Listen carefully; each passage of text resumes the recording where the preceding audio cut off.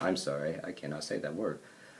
Magnanimous policy and the solid rewards of public prosperity and felicity, since we ought to be no less persuaded that the propitious smiles of heaven can never be expected on a nation that disregards the eternal rules of order and right which heaven itself has ordained.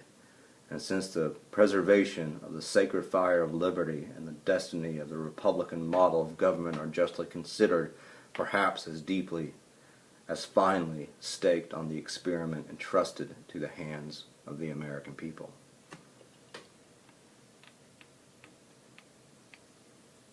Am I getting a little bit long-winded?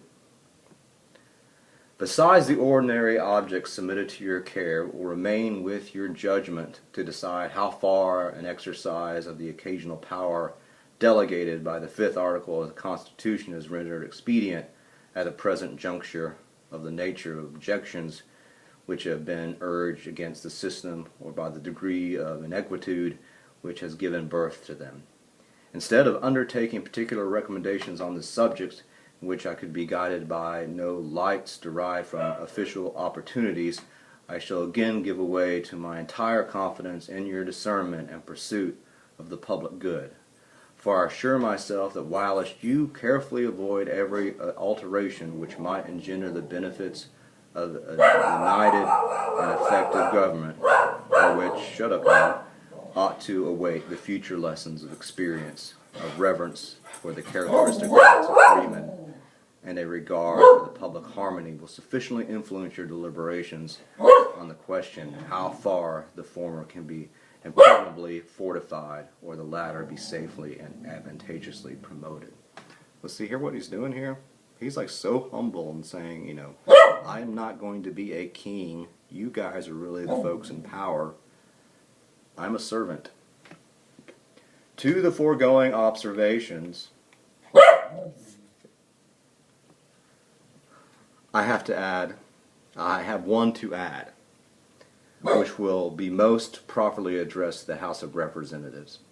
It concerns myself and will therefore be as brief as possible.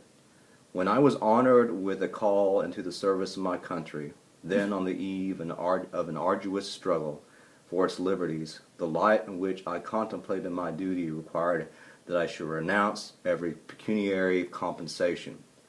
From this resolution I have in no instance departed, and being still under the impressions which produced it, I must decline as inapplicable to myself any share in the personal emoluments which may be indispensably included in a permanent provision for the executive department, and must accordingly pray the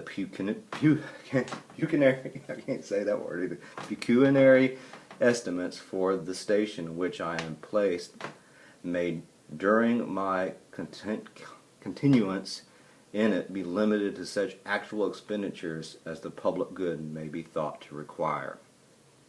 So don't give me a raise. Having thus imparted to you my sentiments as they have been awakened by the occasion which brings us together, I shall take my present leave, but not without resorting once more to the benign parent of the human race in humble supplication that, since he has been pleased to favor the American people with opportunities for deliberating in perfect tranquility and dispositions for deciding with unparalleled unanimity, these folks talk good, unanimity on a form of government for the security of their union and the advancement of their happiness, so his divine blessing may be equally conspicuous in the enlarged views, the temperate consultations, and the wise measures on which the success of this government must depend. Thank you. George is going to be with us. He's going to be my little buddy throughout the course. It's going to be a great course. Perfect. It's like 1 hour. 1 hour and 2 minutes. I look forward to it. Look forward to reading your stuff and all that type of stuff. So take care, and you should be either tomorrow or Tuesday have another little lecture. And this one is on the first chapter of the first book.